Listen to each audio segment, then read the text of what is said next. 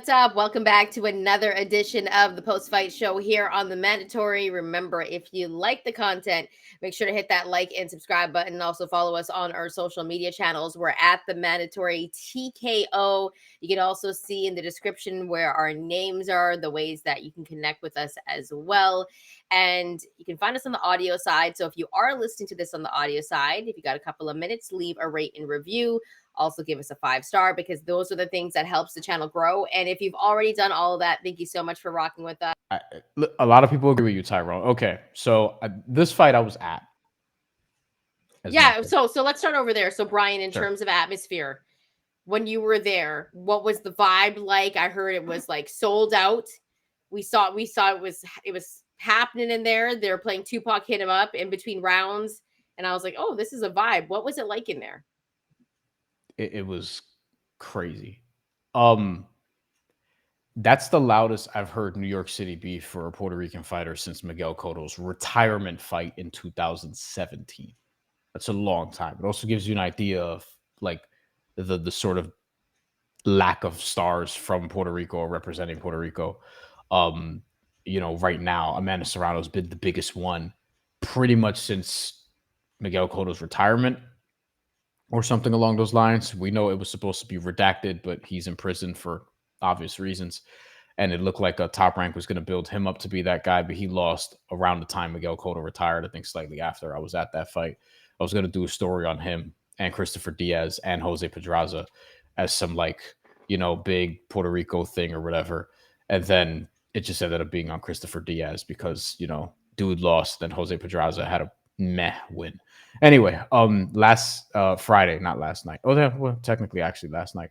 Yeah, it was the loudest that I've heard it for a while. Katie Taylor also had a support. She also had a lot of like. You want to talk about communities in New York City? Irish, like, Yeah. you ever been to New York City for St. Patrick's Day and around that I'm time of the year, I'm or guessing when it's wild. a big time fighter from Ireland or even the UK in general just fights out here. The first boxing card I ever covered, I've mentioned this on the show plenty of times, was main evented by Carl Frampton and Leo Santa Cruz. And Carl Frampton, the support that he had from people there were people crying after he beat Leo Santa Cruz in that fight. Crying. And it was a majority decision, fantastic fight. One of the best, still one of my favorite cards that I've ever covered in person. Um, Amanda Serrano, Katie Taylor, the atmosphere was crazy. All the women, first of all, Guinness World Record for most championships on the line in one single card. They did that with all women. Now, I will say, like, a couple of the fights were probably one sided, but the card top to bottom, I delivered overall.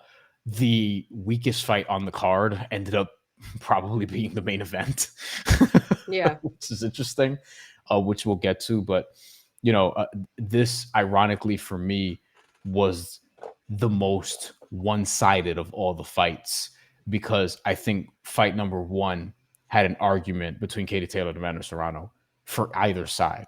Fight number two, I think, had an argument for either side, but a strong one for Serrano. I think most Yeah. people would say Serrano at least won the second one. I think the first one is more split.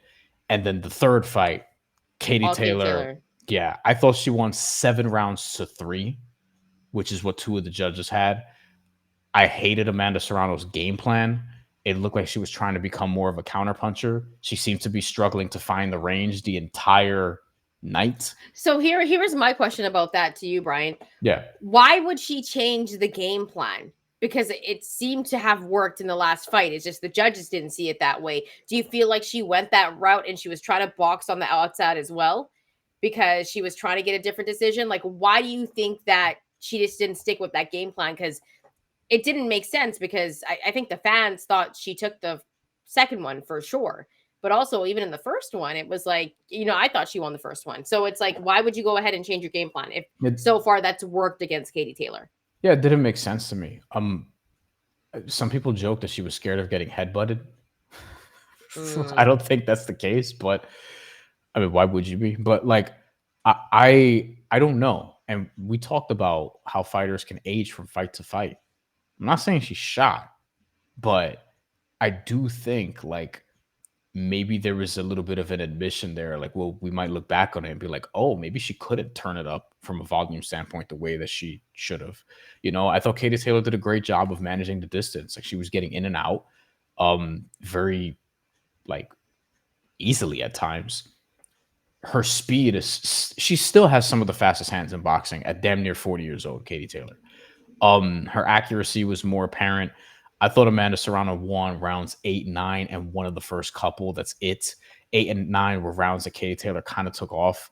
But Amanda Serrano, like, she wasn't throwing to the body enough. She wasn't really establishing her offense that much. Like she was, and a lot of the punches that it'll say she threw were ultimately like rangefinders, were ultimately like just short shots to try to set up other shots that she couldn't really establish. Like it was just a befuddling performance. And it was the most decisive of the three fights. I thought Katie Taylor won it, and I thought won it pretty easily. But I thought they were going to rob her because I Yeah. thought they were going to potentially make up the last fight, but Amanda didn't give them enough to even get that close. So I thought Katie Taylor, like, listen, she has a goat case. You know what I mean? Like she's got some very close decisions, and people would say that she's gotten some favorable judging in the past. In certain fights, like the first two Serrano fights, for example, but it doesn't stop there. But she has a GOAT case for the women. And Eddie Hearn did say like he thinks she's one of the best boxers we've seen. I mean, look at her resume. Look at who she's beaten. You know what Yeah. I mean? I Like think I think even before the third fight, she had a go case because of her popularity and also just in terms of her resume. I think Katie Taylor is right there. But here's the thing: does the goat case hurt Amanda at all because she lost this fight, or do you think she's still right now? You could argue that she's the goat, Katie Taylor? Amanda. Oh, well, I mean, she's gonna have the three losses on the record. Even if I think and you think that she probably won the first two, definitely the second. I thought she edged out the first one as well, but it's gonna say 0 and 3. And ultimately for Amanda, it's also like she was moving up in weight. Like apparently she's planning on continuing fighting at 126, which is her more natural weight class, but she's won titles in 7 different weight classes. Like they're both on women's boxing Mount Rushmore all time. Like I know Yeah, Layla Ali and Ann Wolf and others came earlier, but I mean, it's the same thing we do in rap, where like a lot of people would say Rakim is the GOAT, or Kool Moe Dee, or Big Daddy Kane is like up there or whatever. But it's like, yeah, but I mean, and you get credit for it's a different category. You get credit for innovating the style, the multisyllabic rhyming and things of that nature. But then Nas comes out in 1994 with Illmatic, takes it to a different level, and has a way, way, way, way, way longer career. You know what I mean? Like, sorry, like that's just how it works. So like with Layla Ali and Wolf and others, you get pioneer points for sure. But then at some point you get to like, listen, Clarissa Shields has accomplished a lot. Katie Taylor has an yeah. incredible resume. Amanda Serrano did this in all these different weight classes. And it's like they're ultimately like they have better resumes. Like you could say Rakim is the GOAT, but like compare his discography to Nas. Same thing with KRS-One. Like it is what it is. So I think with Amanda, I mean, not winning any of these sucks, even if you feel like she won the first two, but ultimately it's going to be 0 and 3, and that's what it was. Do you think Katie retires after this? Like, what do you think is next? Because we were talking about this a little bit off air, but apparently someone asked her if she would like that rematch with Shantelle Cameron, and she kind of threw shade at Shantelle Cameron, if I'm not mistaken. She did. She was like, she says something along the lines of like Chantel Cameron not being able to fill out a 1,000 seat arena. We posted the But press conference. We posted the press conference. We posted the but let's interviews not and stuff. forget, Shantelle Cameron dominated her in the first fight. Like Katie moved up thinking, hey, I'm gonna take over this weight class now. And Chantel Cameron was like, nah, hold up, wait a minute. I'm gonna dominate you in every round of this fight. And yeah, Chantel Cameron might not have the cachet of the name that Katie Taylor has, but I don't think Katie Taylor comes up ever and beats her again. Like I think Katie knows that. She's not beating Chantel Cameron. There's no way she beats I'd her in like to see Chantel that. Cameron's weight class. No, Katie's non-committal on whether she'll fight again. She's not retiring Yeah. definitively, but so we'll see. And for people dropping in late, We will get back. We will round up with comments and stuff because we talked about Berlanca and all that stuff already. But we'll get back to it. Don't worry about it. We're just on Friday night now. But yeah, like I think with Katie Taylor, like I'd like to see her fight in Ireland again because I don't feel like she's done that enough throughout her career. Croke Park, they mentioned. I'd like to see Chantel Cameron. I don't think it needs to be that. And with Yeah. Amanda Serrano, there are fights to make too. So like it was just a tough one. The rest of the card though, like there's a lot there that I think is worth talking about. But as far as what's next for each, like I think you could go in a Whatever they lot of want to different do. directions. Yeah, Yeah, honestly, whatever yeah, they essentially want to do. And, if Amanda moves down to her natural weight class at 126, then I think there is a possibility maybe she fights an Alicia Baumgardner, and we should talk about her because what did you think about Alicia Baumgardner's performance? Because from everything that I saw, underwhelming. I thought she lost the fight.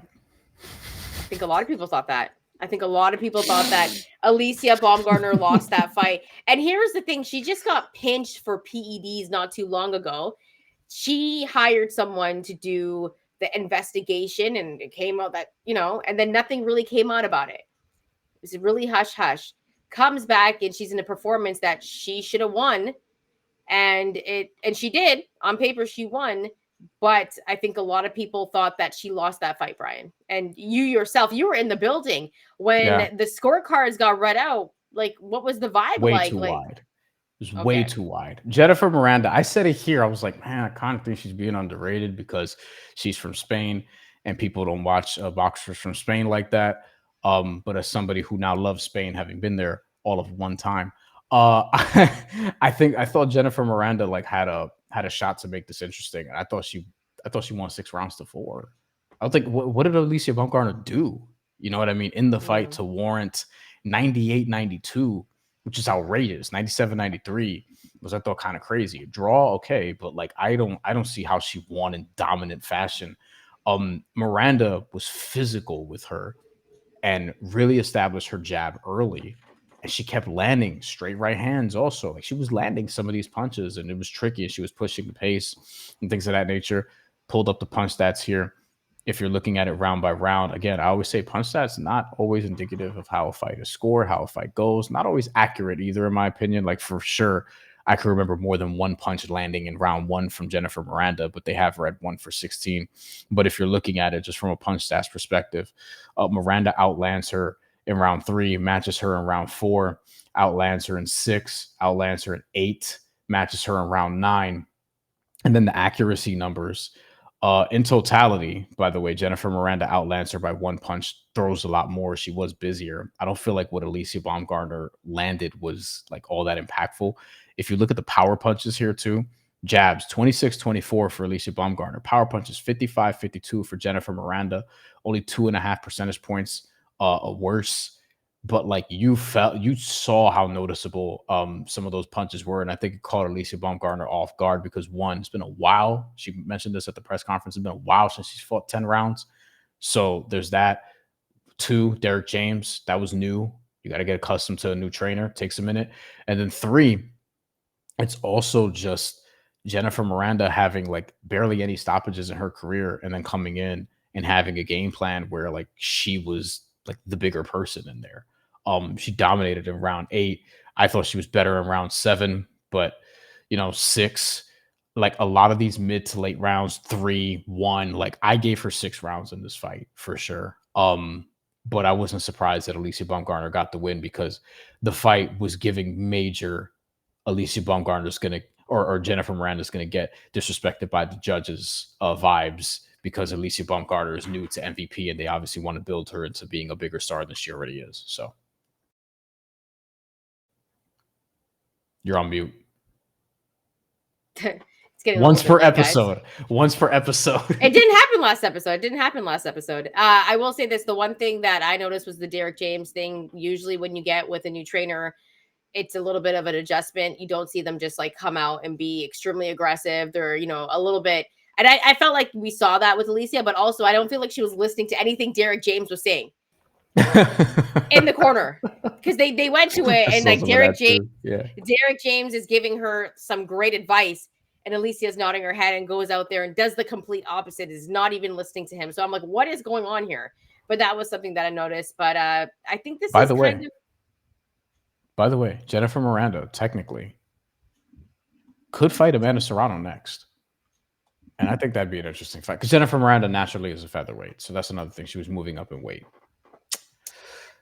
interesting. But I think MVP is going to try to make the biggest money fight. And I think we are going to get Alicia Baumgardner and Amanda Serrano. You do? Okay. I think we're going to get it. Mm. They're under the same type of management now. It's one of the biggest fights that you can make in boxing. And here's the thing, I think at this point, Amanda takes the L from Katie Taylor. And I think right now all the conversation about everything has stopped because I think Katie Taylor proved like, hey, all that talk, I just dominated in this third fight. Amanda is still not only the face of Puerto Rican boxing, not only the face of women's boxing, despite how great Katie Taylor is, just, you know what I mean? Also, you got to add in Clarissa Shields. She has a movie out. She's my goat. Like, you know, I have it 1A, 1B. Yeah, and she was cheering on Shakur like crazy, of course. She's Team Shakur. But I will say that she's still the face of boxing. You know, I've said this before. Amanda, like the way that she is viewed now, she's one of the biggest faces of boxing, and that is going to continue. And I think that's why a fight like this can get made. As for Alicia Baumgardner, there's a lot of questions more than ever.